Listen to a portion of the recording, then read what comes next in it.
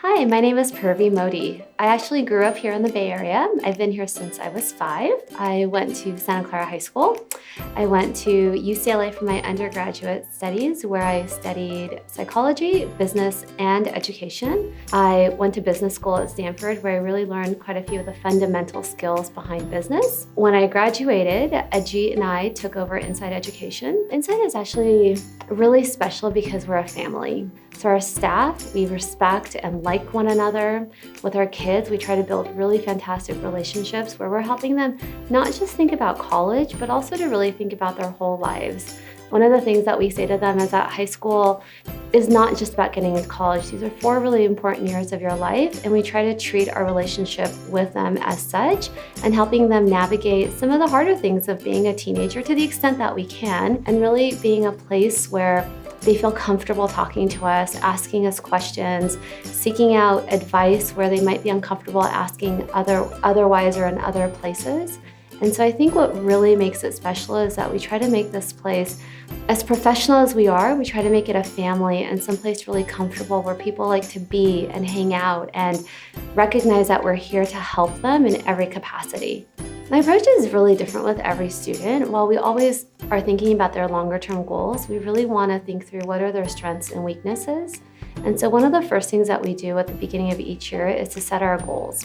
And when we set our goals, it's not that I sit down and I have all these goals for a student. We go through it together. I think that approach really shows that it's a very collaborative process.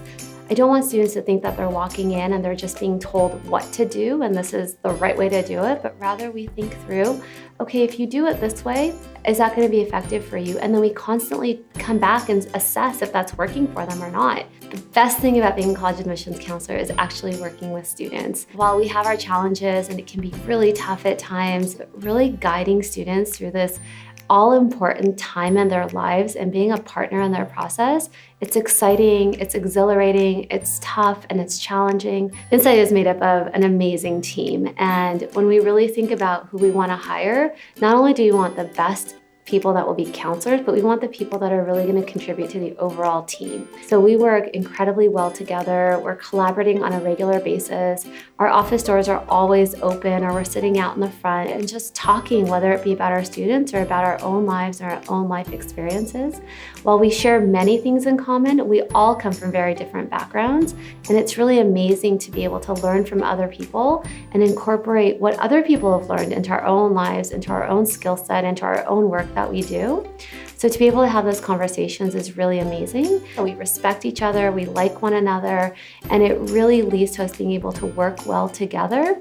And while we don't always agree, it's important actually to not always agree. It leads to conversations that are very intellectual, they're very productive, and always very positive. So we're always looking to learn from one another, which is really amazing. So I really have 2 life mottos. One is a quote that I heard when I was applying to business school myself, and that was walk in standing and not on your knees. That resonated for me because it was the idea that you should always be prepared for anything, whether it be for an interview or for a meeting or for a project that you're working on, or even facing one of life's biggest challenges, is to be as prepared as possible. So walk in standing. My second motto, which is one I say quite often to my students and also to my kids at home, is really that there's always a solution. My students, or even again my kids at home, we always talk about what's the solution? How can we fix this? What can we do to make it better?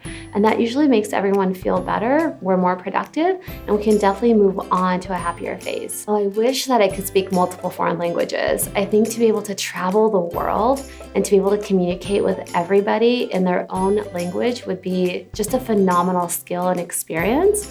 And I don't mean I just wish I could speak, 3 or 4. I wish I could speak every foreign language. We've had the opportunity of working with some really fantastic students over the last many years that I've been doing this. And it's been really interesting because now I feel that when a student walks in, I can pretty quickly get a sense of who they are and build a strong relationship with them. And that part of that just comes with time and doing this for a long time. I had a student once who for 4 years told me she was going to be a doctor, and I for 4 years told her, you are not actually going to become a doctor. And she said, no, I am. I said, no, you're not. And I said, okay, let's go with it.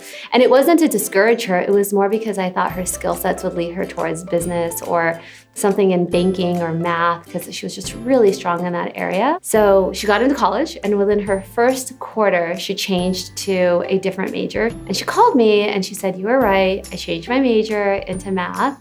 And I wasn't looking to be right, but it was just really interesting to know that I was able to see within her skills and where she might want to be.